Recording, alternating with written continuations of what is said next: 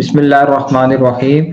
सबसे पहले सवाल आया है, मेरी 34 साल की बहन को फेफड़े का कैंसर है, क्या ये भी शहादत की मौत है? वो बहुत तकलीफ में है, हम से देखा नहीं जाता। प्लीज अली भाई हर नमाज में सेहत की दुआ करें। जी अल्लाह ताला उनको शिफा दे। ज़ाहिर है ये भी इंशाअल्लाह एक तो उनको बता दें कि उनको ये मर्ज है ताकि वो तौबा ताइब हो जाए। नज़ा के आलम से पहले पहले तौबा भी कबूल है, अभी उन पे नज़ा नहीं आया। अल्लाह ताला उनके लिए आसानी करे। वो जो शहीद आए हैं 5 बुखारी मुस्लिम में, उनमें एक पेट दर्द वाला भी है। तो ज़ाहिर है पेट दर्द के अंदर जितनी भी चीज़ें हैं, ख्वाह वो हार्ट अटैक हो, फेफड़ों का मसला हो और चीज़ हो, सब की सब उसमें शामिल है। नेक्स्ट। जी अली भाई, अगला सवाल है कि अगर हालत हैज में 3 तलाकें दे दी जाएं तो क्या तलाक हो जाएगी या हैज के बाद रजू करना पड़ेगा? अगर रजू करना पड़ेगा तो 3 तलाकें जो है ना वो तो हो जाती हैं। 3 तलाक के बाद तो रुजू होता ही नहीं, रुजू 1 या 2 के बाद होता है। तो जब 3 तलाकें होंगी तो काम ही खत्म हो गया, लिहाजा अब रुजू तो होना ही कोई नहीं है। वो तो जो मुस्लिम में हदीस है, अब्दुल्ला बिन उमर ने हालत हैज में 1 तलाक दी थी, 1 तलाक के बाद तो रुजू करना होगा, लेकिन 3 तलाकें होंगी तो रुजू हो गई नहीं। नेक्स्ट।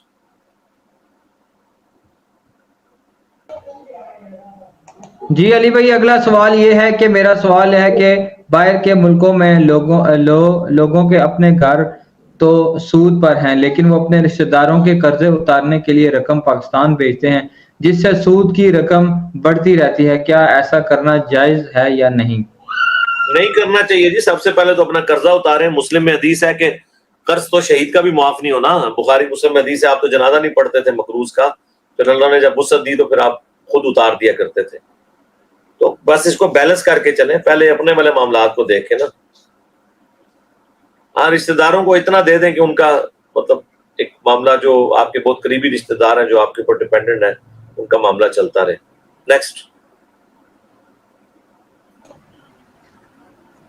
जी अली भाई, अगला सवाल ये है कि इद्दत पूरी होने के बाद उससे निकलने का शरई तरीका बता दें। क्या बेवा का कहीं जाना जरूरी है या उससे? नहीं, कोई जरूरी नहीं है, बस ठीक है, निकल गया तो बस खत्म हो गया।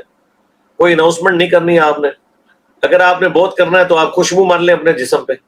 जो बुखारी मुस्लिम में है कि अबू सुफियान जब फौत हुए तो हमारी माँ उम्मे हबीबा सलामुल्लाहि अलैहा ने 3 दिन गुजरने के बाद अपने जिस्म पे खुशबू मली। तो लोगों ने कहा आपका तो बाप मरा है। उन्होंने कहा मैंने इसीलिए तो 3 दिन के बाद खुशबू मल के तुम्हें अनाउंसमेंट की है कि मैं सोग के खत्म होने का ऐलान करती हूँ, क्योंकि नबी इस्लाम ने फरमाया था कि जो औरत अल्लाह और यौम आखिरत पे ईमान रखती है तो उसके लिए जायज़ नहीं कि वो 3 दिन से ज्यादा सोग करे सिवाय अपने खामन के 4 महीने 10 दिन।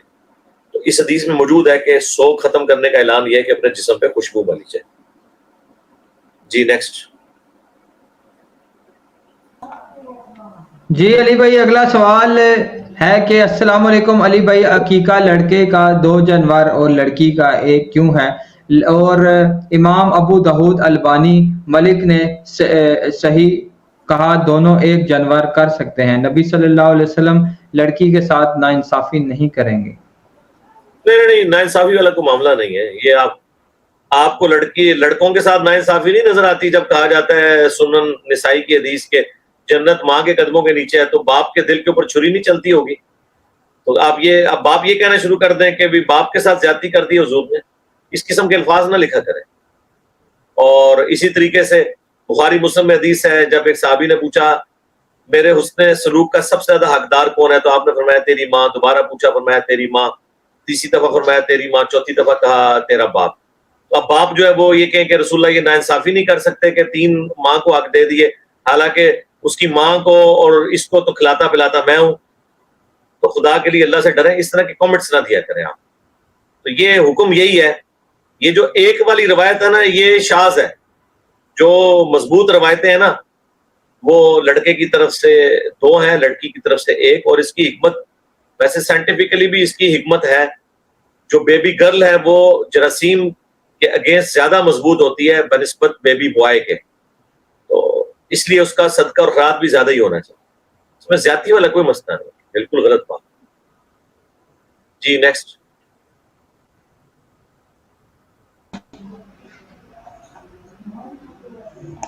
जी अली भाई, अगला सवाल है कि मौला का मतलब सरदार है, तो नबी सल्लल्लाहु अलैहि वसल्लम तमाम नबियों के सरदार हैं, तो हदीस के मुताबिक جس کا میں مولا اس کا علی مولا، تو تمام انبیاء کے سردار اس حدیث سے ثابت ہو رہے ہیں۔ نہیں، یہ بالکل غلط اور فضول حرکت ہے اس قسم کی ایکویشنز لگانا۔ نبی علیہ السلام نے صحابہ کرام سے پوچھا تھا کہ کیا تم میرا حق اپنے اوپر تسلیم کرتے ہو؟ اور وہ آیت پڑھی تھی النبی اولا بالمؤمنین من انفسہم وازواجہ امہاتہم، نبی مومنین کی جانوں پر ان سے بڑھ کر حق رکھتے ہیں، اور نبی کی بیویاں امت کی مائیں۔ تو یہ تو آپ صحابہ کو کہہ رہے تھے نا۔ کیا آپ یہ امیجن کر سکتے ہیں کہ حضور علیہ السلام یہ اناؤنسمنٹ کریں گے کہ حضرت ابراہیم میں جو میرا دادا ہے وہ میرے لیے جان قربان کر دے، میں اس کی جان سے بڑھ کر ابراہیم کے اوپر حق رکھتا ہوں کہ وہ میرے آگے آگے لڑے؟ خدا کے لیے اللہ سے ڈر جائیں، اس قسم کے گستاخانہ۔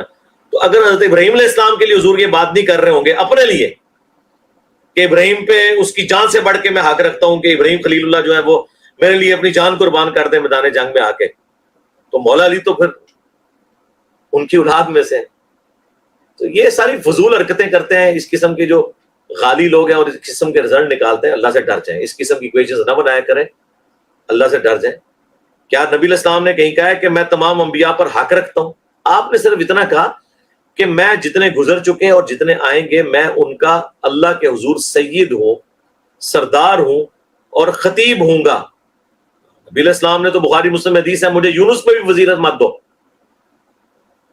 ایک صحابی نے بخاری مسلم میں آتا ہے حضرت موسیٰ علیہ السلام کو وزیرت دے دی تھی، حضور اس سے ناراض ہو گئے اور کہا کہ قیامت والے دن موسیٰ علیہ السلام مجھ سے پہلے ہی اٹھا لیے جائیں گے۔ مجھے نہیں پتا کہ ان پہ قیامت کی بے ہوشی نہیں تاری ہوئی، دنیا کی بے ہوشی کی وجہ سے جو اللہ کی تجلی سے ہوئی، یا مجھ سے پہلے اٹھائے جائیں گے۔ تو مجھے نہ اس طرح انبیاء کے اوپر اس طرح فضائل دیا کرو، اتنی بڑی جرت کہ اگر آپ یہ بھی کہیں نا اس کا یہ مانو، تو صحابہ کو حضور کہہ رہے تھے کہ جس طرح تم نے تن من دھن میرے لیے لگایا نا، تو میرے اہل بیت میں سے حضرت علی کے لیے بالخصوص اور باقیوں کے لیے بالعموم تم نے اسی طریقے سے قربانی کا جذبہ ان کے ساتھ رکھنا ہے، ٹھیک ہے نا؟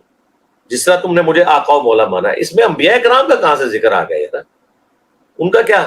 اور اگر آپ یہ لیں گے تو پھر یاد رکھیں قرآن کا فتویٰ سورہ آل عمران میں اللہ تعالیٰ نے جنرل فرمایا ہے کہ جب کبھی بھی میں کسی نبی کی موجودگی میں دوسرا نبی بھیجوں تو اس کے اوپر واجب ہے، اللہ نے تمام نبیوں کی روحوں سے یہ عہد لیا تھا کہ تم نے اس کی تصدیق بھی کرنی ہے، اس پر ایمان بھی لانا ہے، اس کی مدد بھی کرنی ہے۔ اسی کے تحت حضرت یحییٰ علیہ السلام کے جو بیٹے تھے زکریا علیہ السلام، حضرت زکریا علیہ السلام کے بیٹے یحییٰ علیہ السلام، انہوں نے حضرت عیسیٰ کی تصدیق کی تھی کلمت اللہ ہونے کی، کیونکہ دونوں ایک وقت میں آئے تھے۔ نبی علیہ السلام بھی اگر کسی دوسرے پیغمبر کی موجودگی میں آتے تو اس پہ واجب تھا کہ وہ حضور کی مدد بھی کرتا اور آپ پر ایمان لے کے آتا، اور بالفرض اگر نبی علیہ السلام جو ہے وہ پہلے گزر چکے ہوتے ان کے بعد کوئی نبی آنے والا ہوتا، یہ بالفرض ظاہر ہے، اب تو ایسا نہیں ہے، تو نبی علیہ السلام پہ بھی واجب تھا ایک دوسرے پہ ایمان لے کے آنا۔ تو یہ تو جذباتی ڈاکٹرن بنائی ہوئی ہے، ڈر جائیں، یہ شیطنت والی ڈاکٹرنز ہیں اس طرح کی جو بنائی ہوئی ہے۔ کل کو کوئی کہے گا جی آدم کو فرشتوں نے سجدہ کیا، ہم بھی نبی کو سجدہ کریں، خدا کے لیے۔ حضرت عیسیٰ کی اتنی فضیلت قرآن میں، یہ بغیر باپ کے پیدا ہوئے، لہٰذا آج کے بعد میں رسول اللہ کے لیے باپ نہیں مانوں گا، میں بھی کہوں گا حضور بغیر باپ کے پیدا ہوئے۔ یہ سب نان سینس اپروچز ہیں، اور یہ زیادہ تر ہمارے بریلوی اور شیعہ حضرات اس قسم کی انالوجی بناتے ہیں۔ دو پکی میں نے ان کو دے دی ہے کہ عیسیٰ ابن مریم بغیر باپ کے پیدا ہوئے ہیں، تو کیا تم رسول اللہ کے باپ کا انکار کرو گے؟ ٹائم قیامت تک کے جواب دینا ہے۔ جی نیکسٹ۔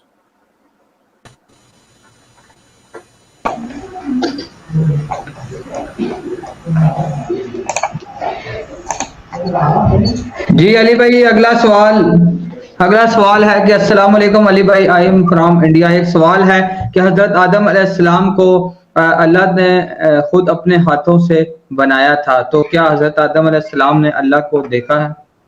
نہیں، کوئی اس طرح کی بات نہیں ملتی کہ آدم علیہ السلام نے اللہ کو دیکھا۔ ہمارا تو یہ بھی دعویٰ نہیں ہے کہ حضرت جبرائیل علیہ السلام نے بھی اللہ کو دیکھا ہے۔ یہ تو ٹاپک ان ایڈریسڈ ہے، اللہ تعالیٰ کا دیدار کسی نے بھی نہیں کیا ہوا۔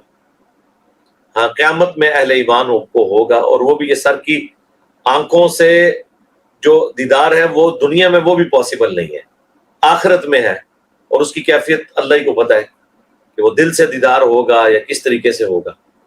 تو وہ ہاتھوں سے مراد بھی مطلب اس کی ہمیں کوئی مثل نہیں بیان کر سکتے، قرآن میں واضح ہے لیس کمثلہ شیء، اللہ کی مثل کچھ ہے۔ نیکسٹ۔ جی علی بھائی اگلا سوال ہے کہ کلمہ گو مشرک کی اگر اللہ نے شرک کے معاملے میں پکڑ کی ہوگی تو اس کے لیے دعائے مغفرت کیسے ہوگی؟ کیونکہ شرک کرنے والے کے لیے دعا نہیں کر سکتے، پلیز بتا دیں۔ ہاں، اس کی وجہ یہ دیکھیں، میں نے اس کے اوپر ویڈیو بھی ریکارڈ کروائی ہے، کلمہ کو مشرک اور کافر مشرک۔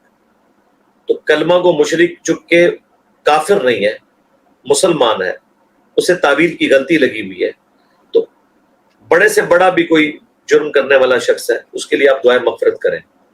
باقی جو شرک والے معاملات ہیں، ظاہر ہے وہ جزوی شرک ہے، کلی شرک تو کوئی مسلمان نہیں کرتا۔ اگر آپ کو کوئی ایسا مسلمان ملے جو رسول اللہ کو اللہ کہہ دے یا اللہ کا بیٹا کہہ دے یا علی کو اللہ کہہ دے تو وہ تو کافر ہے، اس کے لیے آپ دعا نہ کریں۔ باقی جو صفات کے اندر شرک کرتے ہیں اور ان کو چیزیں سمجھائیں، ہم نے دیکھے نا لاکھوں لوگوں کو اللہ کے فضل سے حکمت کے ساتھ نکال لیا، تو آپ جو ہے نا وہ آپ کا دل نہیں مانتا، آپ نہ کریں دعا، وہ اللہ کا اور بندے کا معاملہ پہنچ جائے گی خود بخود۔ ہم تو ہر مسلمان کے لیے دعائیں مغفرت کرتے ہیں۔ نیکسٹ۔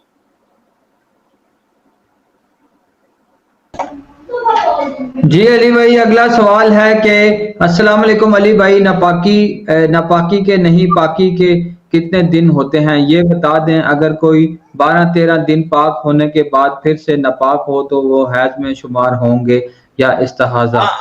دیکھیں، اگر ریگولر ایسا ہو رہا ہے نا تو ٹھیک ہے، اب یہ تو ڈاکٹرز بتائیں گے نا استحاضہ ہے یا حیض ہے، وہ تو ان سے مشورہ کریں نا، ہم نے کیا بتانا ہے کسی کو۔ اور اگر کسی کی ریگولر روٹین ہے، کوئی اتنا ایکسٹرا آرڈنری ہے اس حوالے سے کہ وہ ہر مہینے میں اسے 2 دفعہ حیض آتا ہے تو ٹھیک ہے، وہ پھر اس کی وہی عادت ہوگی۔ یہ تو میڈیکل کوئی ڈاکٹر، کوئی گائنیکالوجسٹ اس کو ڈٹرمن کرے گی نا۔ ہم تو آپ کو یہ بتا سکتے ہیں کہ 7 دن سے زیادہ حیض نہیں ہوتا، اس کے بعد استحاضہ ہی ہے، جب ونس آ جائیں پیریڈز۔ تو اگر کسی کے 15 دن بعد آ جاتے ہیں، ہر 15 دن بعد آتے ہیں، بعض کا ڈسٹرب بھی ہو جاتے ہیں کسی کے، تو یہ قابل علاج بیماری ہے، آپ اس کا علاج کروا۔ بعض لوگوں کو 2 مہینے نہیں آتے، تو اب یہ ڈاکٹری کا ایشو ہے، ان سے آپ ڈسکس کریں۔ شریعت میں ہے کہ جب آ جائے نا تو 7 دن کے بعد آپ نے غسل کر کے نمازیں شروع کر دینی ہے۔ اس کے بعد استحاضہ والا معاملہ ہے، ہر نماز کے لیے علیحدہ وضو ہوگا، غسل کرنے کی ضرورت نہیں۔ نیکسٹ۔ جی علی بھائی، اگلا کوشچن ہے شادی پہ ہیوی کام والے کپڑے بنتے ہیں جو کچھ بار ہی پہنے جاتے ہیں، کافی عرصے سے یوں ہی پڑے ہیں، تو کیا ہم زکوٰۃ کو ان کپڑوں کے زمرے میں بھی ادا کر سکتے ہیں؟ کسی ضرورت مند کو دے دیں یہ کپڑے؟ ہاں ٹھیک ہے، کسی ضرورت مند کو دے دیں اور اس کی مارکیٹ قیمت بھی لگوائیں نا۔ یہ نہیں ہے کہ آپ نے 1 لاکھ روپے کا جوڑا لیا تھا اور آپ مارکیٹ میں وہ 5,000 کا بک رہا ہے تو آپ لاکھ روپے اس کے لگائیں۔ جو اس کی سیل کرتے وقت کی قیمت ہوگی وہ آپ لگا کے زکوٰۃ کے زمرے میں دے سکتے ہیں، اپنی جوتیاں بھی دے سکتے ہیں، اپنے کپڑے بھی دے سکتے ہیں، لیکن ان کی مارکیٹ ویلیو لگوائیں گے تو آپ ایسا کر سکتے ہیں۔ مثلاً ایک بندے کے پاس بوٹوں کے 3 جوڑے پڑے ہوئے ہیں، اب وہ 2 استعمال کرتا ہے، 1 نہیں کرتا، یا 1 استعمال کیا وہ پرانا ہو گیا، تو پرانے کے مطابق اس کی قیمت کیلکولیٹ کروا لیں مارکیٹ سے کتنی بنتی ہے۔ سپوز وہ 3,000 کا تھا تو اب مارکیٹ والا کہہ رہا ہے جی میں 300 روپے کا خرید لوں گا، تو آپ وہ کسی غریب کو دے دیں اور اپنے زکوٰۃ کے 300 روپے اس میں سے نکال لیں، بالکل کر سکتے ہیں، لیکن اس کی جو قیمت وہ آپ کو لگوانی پڑے گی۔ اس طرح نہیں ہے کہ آپ نے لیا تھا 3,000 کا تو اب آپ کہیں جی میں نے استعمال کر کے بھی، یا پچھلے سال لیا تھا اب تو اس کی قیمت 5,000 ہو چکی ہوگی، اس طرح نہیں۔ جب بیچنے جائیں گے تو الگ پتہ جائے گا آپ کو، پھر آپ مفتی کسی کو دے دیں گے۔ نیکسٹ۔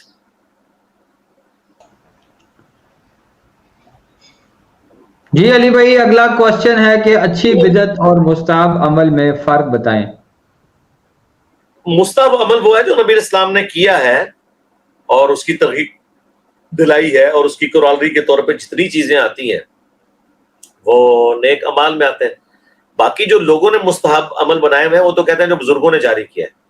ہمارے نزدیک نبی اسلام نے جو عمل کیا اور اس کے اوپر بے شک سختی بھی نہیں فرمائی اور دین کے طور پہ اسے اس طرح جاری نہیں کیا، تو وہ تمام کے تمام اعمال مستحب ہیں، ان پہ عمل کرنا ثواب ہے۔ مثلا پگڑی پہننا، پہلے دائیں جوتی پہننا، کسی حدیث میں نہیں آیا کہ پہلے کوئی بائیں پہنے گا تو وہ شیطان کا کام کرے گا۔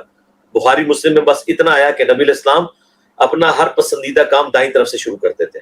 ہاں ایک چیز کا آیا مسلم شریف میں کہ کھانا دائیں ہاتھ سے کھاؤ، شیطان بائیں ہاتھ سے کھاتا ہے، تو اب کھانا دین کا حصہ بن گیا دائیں ہاتھ سے۔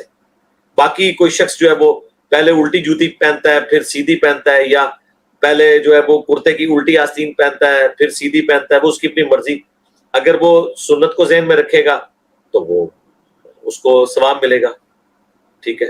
اسی طریقے سے کوئی شخص جو ہے کرتا شلوار پہنتا ہے بجائے وہ کف والے کے, اور کہتا ہے کہ نبی الاسلام پہنتے تھے, ٹھیک ہے, یہ مستحب ہے. مستحب کے لیے ضروری ہے کہ نبی الاسلام یا ان کے صحابہ نے وہ عمل کیا ہوا ہو, ٹھیک ہے. یہ نہیں ہے کہ آپ کوئی بھی کام ہے تو مستحب ہو جائے گا, یا اس کی اصل دین میں موجود ہو. مثلا کسی بچے کا اسکول کا خرچہ اٹھانا تو اب ظاہر قرآن حدیث میں تو کہیں نہیں آیا ہوا, لیکن ان جنرل آپ کسی غریب کی مدد کرتے ہیں, اس کیٹیگری میں تو ایک غریب کا اسکولنگ کا خرچہ بھی آ جاتا ہے نا, اگرچہ قرآن حدیث میں ان الفاظ کے ساتھ نہیں ہے, تو وہ ثواب کا کام ہے. مسجد میں پنکھا لگوا دینا, اب حدیث میں تو کہیں نہیں آیا, قالین بچھوا دینا, اے سی لگوا دینا, لیکن ان جنرل مسجد کی خدمت کرنے کی کیٹیگری میں تو ساری چیزیں فال کرتی ہیں, اس میں آ جائے گا. تو اچھی بدعت تو کوئی نہیں ہوتی, بدعت بدعت ہی ہوتی ہے, اچھی ہو یا بری. باقی بدعت کے اوپر 75A اور B مسئلہ میرا 5 گھنٹے کا آپ دیکھ لیں. دنیا جان کا ہر وسوسہ میں نے سیٹل کیا 2 نشستوں میں, 75A اور B, اور بعد میں تو کلپس بھی میرے HD ریکارڈنگ میں آئے ہیں. اچھی بدعت اور بری بدعت آپ لکھیں تو کئی ایک ویڈیوز کھل جائیں گی. نیکسٹ.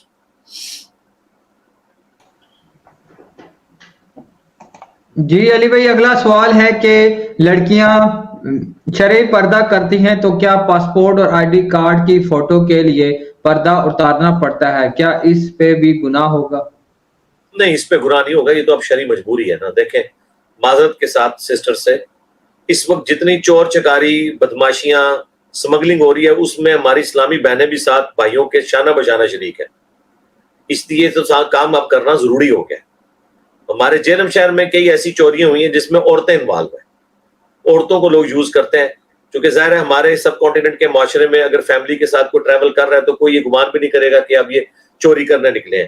ہمارے ایک اکیڈمی کے بھائی تھے, کئی سال پہلے فجر کے بعد ان کے گھر کے ان کی دکان کے باہر جو ہے وہ ایک گاڑی آ کے کھڑی ہوئی جس میں باقاعدہ برقعے والی عورتیں نکلی ہیں, اور تھوڑی دیر بعد انہوں نے جناب وہ تالا توڑ کے تو لاکھوں روپے کا ان کا کپڑا چوری کر کے اور بہترین کار میں آئی ہوئی تھی. اب ظاہر ہے کہ عورتوں کے کپڑے تو کام والے بڑے مہنگے ہیں, وہ اگر ایک کار کے اندر جو ہے وہ ملینز آف روپیز کے کپڑے چوری ہو کے آ سکتے ہیں کار کی ڈگی کے اندر, وہ اتنے اتنے مہنگے کا سوٹ ہے, تو وہ عورتوں کے ساتھ اغوا بھی ہو رہے ہیں. تو اب یہ سارے معاملات تو کرنے پڑیں گے نا, تو یہ ایک کیٹاسٹرافک کنڈیشن ہے, یہ کرنا ضروری ہے. جی نیکسٹ.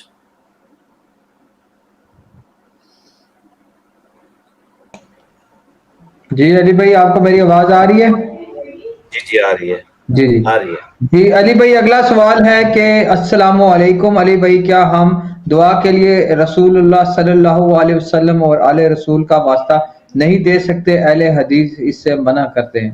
اہل حدیث کو آپ چھوڑیں, آپ یہ بتائیں کہ کیا نبی الاسلام نے یہ کیا ہے کہ نہیں کیا. تو بھائی نبی الاسلام نے تو ہمیں حکم دیا ہے ترمذی میں کہ آپ نے دعا کرتے وقت اللہ کی حمد بیان کرنی ہے, اس کے بعد دروشی پڑھنا ہے, اور اس کے بعد اللہ سے جو مانگو گے اللہ تمہیں دے گا.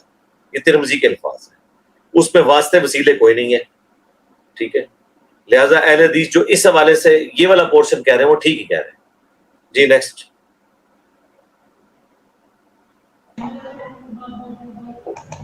جی علی بھائی, اگلا سوال ہے کہ کیا مرد اور عورت کی نماز میں فرق ہے, اور دردہ والی حدیث کا نمبر بتا دیں پلیز. نمبر تو مجھے یاد نہیں ہے, آپ نماز والا چیپٹر کھول لیں صحیح بخاری کا, یا دردہ لکھیں تو وہ چیپٹر کی ہیڈنگ میں امام بخاری لے کے آئے ہوئے ہیں. کوئی فرق نہیں ہے جی ہمارے نزدیک. تو اگر یہ چیز ہوتی تو حدیث کی کتابوں میں باقاعدہ اس کو علیحدہ سے ایڈریس کیا جاتا, جس طرح عورتوں کے علیحدہ سے چیپٹرز بنے ہوئے ہیں. جو یہ روایتیں مصنف ابن ابی شیبہ سے یا سنن کبریٰ البیہقی سے پیش کرتے ہیں وہ خود بھی مانتے ہیں کمزور ہیں, بس کہتے ہیں تلقی بالقبول ہے ان کو. بہرحال اس کو زیادہ جھگڑا نہیں بنانا چاہیے, لیکن اس میں دیکھیں کچھ چیزیں تو ایسی ہیں جیسے بخاری مسلم میں ہے کہ کتے کی طرح بازو نہیں بچھانے آپ نے سجدے کی حالت میں. اب یہ پلی لینا کہ یہ عورت اگر مردوں کی طرح نماز پڑھے گی تو بے پردگی ہوگی, تو بھئی بے پردگی تو دوسری طرح بھی اس کی ہوگی, اس نے مردوں کے سامنے تو نماز ہی نہیں پڑھنی, اس کی صف تو آخری صف ہوگی, یا وہ الگ نماز پڑھ رہی ہوگی مردوں سے, بے پردگی کہاں سے ہوگی. تو فضول جو ہے وہ آرگومنٹ پیش کرتے ہیں. جی نیکسٹ. جی نیکسٹ کوشچن ہے علی بھائی, مائیگرین اور دیگر بیماری کی وجہ سے روزے قضا ہو گئے ہیں، 8 مہینہ قضا بنتی ہے، اب کیا کریں؟ اس کے اوپر میں ویڈیو ریکارڈ کرا چکا ہوں کہ اگر مسلسل کئی سال تک کوئی عورت پریگنٹ رہی ہے، جس طرح ابو داؤد ترمذی ابن ماجہ میں حدیث ہے کہ نبی علیہ السلام نے دودھ پلانے والی عورت اور حاملہ عورت کو بھی روزے مؤخر کرنے کی اجازت دی ہے، وہ مریض کی کیٹیگری میں فال کریں گے، جو قرآن میں ہے نا کہ مریض اور مسافر روزہ چھوڑ سکتا ہے۔ تو اس میں نے بتایا تھا کہ اگر ایک عورت پریگنٹ ہے، پھر بچے کو 2 سال دودھ پلاتی رہی، پھر پریگنٹ ہوگی، یوں کرتے 8-9 سال گزر گئے، تو ظاہر 8-9 مہینے کے روزے بنیں گے، تو یہ پھر لا یکلف اللہ نفسا الا وسعها کے تحت وہ توبہ کر لے اور اللہ کی طرف رجوع لائے، اور 8 مہینے کی جو قضا بنتی ہے نا فی روزہ، ایک وقت کا جو کھانا ہے وہ اللہ کی راہ میں صدقہ کر دے، اسے روزے رکھنے کی ضرورت نہیں۔ جا رہا ہے، یہ بہت بڑا تردد ہے۔ جی نیکسٹ۔ جی علی بھائی، اگلا سوال ہے کہ ڈیلیوری کے بعد سے صاف ہونے یعنی پاک ہونے تک کیا عبادت کی جا سکتی ہے؟ کیا یہ دنوں کا معاملہ ہے؟ یعنی عبادت کیوں نہیں کریں گے؟ عبادت کریں گے۔ مسلم شریف میں حدیث ہے، اما عائشہ کہتی ہے کہ نبی علیہ السلام ہر حال میں یعنی جنابت کی حالت میں بھی اللہ کا ذکر کرتے تھے۔ منع تو ہے قرآن پڑھنا، جو مولا علی علیہ السلام کی حدیث ہے ترمذی میں کہ رسول اللہ کو قرآن پڑھنے سے حالت جنابت کے علاوہ کوئی حالت مانے نہیں ہوتی تھی۔ قرآن زبانی پڑھنا ایک جنبی شخص کے لیے، یا اسی پہ قیاس کرتے ہوئے سلف نے حیض و نفاس والے معاملات بھی لیے، زبانی قرآن پڑھنا منع ہے۔ سنت اذکار، قرآن کی دعائیں اور باقی چیزیں پڑھنا تو درست ہے۔ نماز نہیں پڑھیں گے اور قرآن نہیں پڑھیں گے۔ قرآن میں جتنی دعائیں آئی ہیں وہ آپ پڑھیں، صبح شام کے آپ اذکار پڑھیں، اتنا کچھ ہے۔ ویلا ہو کے تو نہیں بیٹھ جانا، اللہ سے تو غافل ہونا ہی نہیں ہے۔ اور نماز تو صرف پروٹوکول ہے، اللہ کا ذکر تو ہر وقت ہے، اٹھتے بیٹھتے ہوئے۔ الذین یذکرون اللہ قیاما وقعودا وعلی جنوبہم، کروٹوں پہ لیٹے ہوئے بھی۔ جو دم غافل سو دم کافر، ہاں جو دم اللہ سے غافل ہے وہ تو کفر کی زندگی ہے۔ یہ 5 تو یہ ہے کہ بالکل ہی کو گیا گزرے نا، تو 5 وقت تو پڑھے ہی پڑھے، ہر وقت ہی آپ نے عبادت میں رہنا کہ، اور اس کے لیے ضروری نہیں کہ آپ کی زبان بھی ہل رہی ہو، بس آپ گاڈ کانشیسنس آپ میں موجود ہے، آپ غلط کام نہیں کرتے، کسی کے لیے غلط سوچتے نہیں، کسی کا حقوق سلب نہیں کرتے۔ اس طریقے سے آپ ہر ایک کے لیے پازیٹیو رہیں، لوگوں کے لیے اچھے کام کریں، اپنے فیملی کے لیے آپ بینیفیشری ہو، تو یہ آپ سارے کام کریں۔ باقی صبح شام کے اذکار جو ہیں بلو کارڈ کے اوپر ہمارے لکھے ہوئے وہ آپ پڑھیں۔ نبی علیہ السلام تو حالت جنابت میں بھی اللہ کا ذکر کرتے تھے، صحیح مسلم میں موجود ہے۔ قرآن پڑھنا بنا ہے۔ نیکسٹ۔ جی علی بھائی، اگلا سوال ہے کہ السلام علیکم علی بھائی، پہلے تو آپ کے لیے بہت دعائیں، اللہ آپ کو سلامت رکھے۔ سوال یہ ہے کہ میں ایک جگہ کام کرتے ہوں، وہاں اگر کوئی ناسمی ہو تو کیا اس سے بحث کرنی چاہیے؟ بحث تو آپ نے کسی سے بھی نہیں کرنی، آپ تو چھوڑ دیں، رسول اللہ کو بھی بحث کرنے سے منع کیا ہے۔ وَإِذَا خَاطَبَهُمُ الْجَاهِلُونَ قَالُوا سَلَامًا، صرف اپنا پوائنٹ آف ویو بتائیں، اس کے بعد ان کی مرضی قبول کریں یا نہ کریں، دیٹس آل۔ بحث کرنے سے فائدہ کو نہیں ہونا، کیونکہ اگلا بندہ اپنی ایگو کو ہرٹ ہوتے ہوئے دیکھتا ہے، قرآن و حدیث کا بھی انکار کرتا ہے۔ ہمیں تو دکھ ہے کہ اہل حدیث جو ہے منکرین حدیث بن گئے ہماری وجہ سے، تو اللہ نے ان کے اوپر آزمائش ڈال دی، حالانکہ ہونا چاہیے تھا ایسا نہ ہوتا، لیکن وہ بن گئے۔ اس لیے ہم تو صرف بتاتے ہیں، منواتے کسی کو نہیں، منوانا پیغمبر کی ذمہ داری نہیں، ان کا کام بھی وما علینا الا البلاغ ہے، اس سے زیادہ۔ ہاں آپ کوئی غلط کام ہوتے دیکھ رہے ہیں اور آپ چاہتے ہیں کسی کی اصلاح کریں، تو اس کو آپ سامنے رکھیں کہ آپ چاہیں تو میں اس حوالے سے اپنا موقف آپ کو بتا دیتا ہوں، تو آپ اسے موقف بتائیں اسے کہ آپ کی مرضی قبول کرو نہ کرو، وہ آگے کہ میں نہیں مانتا تو بس ٹھیک ہے، دیٹس آل، ختم۔ نیکسٹ۔ جی علی بھائی، ٹائم ختم ہو گیا ہے۔ اور چلا بس ٹائم ختم ہو گیا، کرو گے بدماوا لینی ہے جی ساڑے سسٹرز کو نو۔ وہ سسٹر کے سوال تو آگے ہیں، کافی سارے ہو گئے، باقی مرد ہی سوال کر رہے ہیں۔ مردوں کے چھوڑ دیں، سسٹرز کا کوئی سوال نہیں رہنا چاہیے۔ اچھا میں ایک منٹ چیک کر دوں۔ انہوں نے سٹریم کے شروع میں پینا ڈالا ہوا ہے کہ جناب تسی 1 گھنٹہ ضائع کر دینا ہے۔ دیکھو نا، 1 گھنٹہ 3 منٹ ہم نے مردوں کے سوال لیے ہیں، یہ تو صرف 27 منٹ ہوئے ہیں۔ پھر انہوں نے کہنا نہیں برابر کریں عورتوں اور مردوں کا، آپ انصافی نہ کریں، 1 گھنٹہ 3 منٹ ہمیں بھی دیں۔ جی جی اچھا، یہ سوال لے لیتے ہوں علی بھائی۔ السلام علیکم، فری منٹس یوز کرنا سود کے زمرے میں آئے گا؟ نہیں، کوئی سود کے زمرے میں نہیں آتا۔ سود پیسے کے بدلے پیسہ ہوتا ہے۔ اگر آپ کو ویسے کوئی ادر دین کوئی اس کے کوئی بینیفٹ دے رہے ہیں، وہ دینا چاہ رہے ہیں، تو دینے دیں آپ, کیا مسئلہ ہے, گفٹ ہے, آپ لیں. نیکسٹ. جی علی بھائی اگلا سوال ہے کہ جنت میں ہر خواہش پوری ہوگی تو کیا اگر کوئی یہ خواہش کرے کہ اسے دوبارہ دنیا میں بھیجا جائے تو کیا یہ پاسبل ہے؟ نہیں, اس کا جواب بھی موجود ہے مسلم شریف میں کہ شہید جو ہے وہ کہے گا کہ اللہ مجھے دنیا میں دوبارہ بھیج اور میں تیرے راہ میں دوبارہ مارا جاؤں, تو اللہ تعالیٰ فرمائے گا کہ یہ ہماری ڈیسٹنی میں مقرر ہے کہ ایسا نہیں ہوگا, اس کے علاوہ جو کچھ مانگنا ہے وہ مانگ لو. دیکھیں اللہ تعالیٰ کا جو پلان ہے اس کو تو کوئی چیلنج نہیں نہ کر سکتا. ہر خواہش کا مطلب ہے جو اللہ کے پلان کے اندر ہے. تو یہ تو اللہ کا پلان ہے کہ جب دنیا ختم ہو جائے گی تو پھر جنت کو بقا ہے. تو دنیا کو تو بقا ہے ہی نہیں, دنیا میں آپ کہاں سے آئیں گے, دنیا تو ہوگی نہیں, آپ کی اپنی دنیا ہوگی جنت میں. بخاری مسلم میں ہے کہ جو آخر میں جنت میں جائے گا نا اپنا عذاب بھگت کے, اسے بھی پلانٹ ارتھ سے 10 گنا بڑی جنت دی جائے گی. تو دنیا میں آگے کیا کرنا ہے, 10 زمینیں 10 پلانٹ ارتھ تو آپ کے پاس وہاں اویلیبل ہے, وہاں اپنی دنیا بات کریں, جو کچھ کرنا ہے آپ کریں. اس دنیا میں کیا کرنا ہے, ہم تو پہلے مشکل سے ادھر وقت گزار رہے ہیں, ہم تو چاہ رہے ہیں اللہ کے قرب میں پہنچ جائیں انشاءاللہ.